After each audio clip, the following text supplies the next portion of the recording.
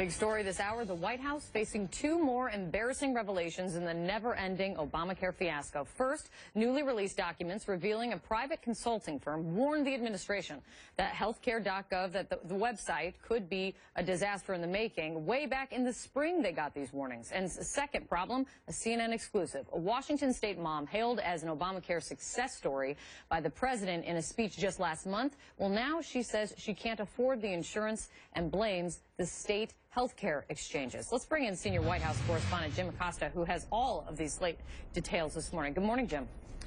Good morning, Kate. That's right. Jessica Sanford was cited by the president as an Obamacare success story at a healthcare event he had here at the White House in the Rose Garden on October 21st. That, of course, being just last month. The 48-year-old single mom from Washington state purchased what she considered to be affordable health care, a life-changing event, she said, on the Washington State Health Exchange, and she decided she was so excited about this news she wanted to write an email to the president to say that this had really changed her life and that she was thankful for the Affordable Care Act.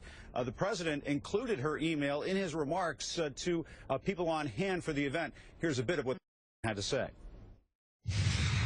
I recently received a letter from a woman named Jessica Sanford in Washington State. Here's what she wrote. I am a single mom, no child support, self-employed, and I haven't had insurance for 15 years because it's too expensive. I was crying the other day when I signed up. So much stress lifted. But days, just really 3 days after she was mentioned by the president, Jessica Sanford started having problems. She was receiving letters from the Washington State Health Exchange. The first letter telling her that tax credit was reduced, therefore increasing the cost of her health care plan. And then take a look at this. Then she received a letter just last week telling her that her tax credit had been taken away altogether. Show you another document here showing what the tax credit worked out to be according to the Washington State Health Exchange. $0 according to this document that was provided to us by Jessica Sanford.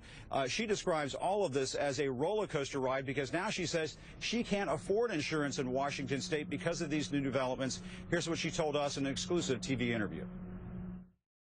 It was like riding a big roller coaster. You know, they have my credit card, they have the payment date, and then, you know, once again I'm knocked down, and this time it's to zero. And at my rate of pay with my family size, I just don't understand why I wouldn't get at least a little help with a tax credit. It was a huge disappointment, and especially since I had, you know, my story had been shared by the president, I felt like, you know, I just felt really embarrassed that, you know, he had quoted my story, and then come to find that the Washington Health Plan Finder, the website here in our state, had grossly miscalculated, or they're having a problem figuring their tax credits. And so at least for right now, I'm not going to be getting insurance. Now, Jessica Sanford is not alone. According to this letter that she got from the Washington State Health Exchange, also known as Washington Health Plan Finder, it says that other Washington State residents, applicants to the State Health Exchange, are also receiving these letters informing them that their tax credits had been miscalculated. When we went back to the Washington State Health Exchange officials for a comment, they said that they were already looking into it and would get back to us. But guys, Jessica Sanford tells us what is so frustrating about all of this is that she's a President Obama supporter. She voted for the president. She supports the Affordable Care Act.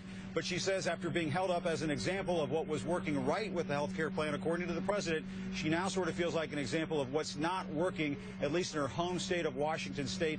And one other thing we should point out, you mentioned that those documents that were released by a House Republican committee chairman last night, those documents indicate that as of last March, senior White House or senior administration officials, including Kathleen Sebelius, the Health and Human Services Secretary, was aware of some of the problems with the website.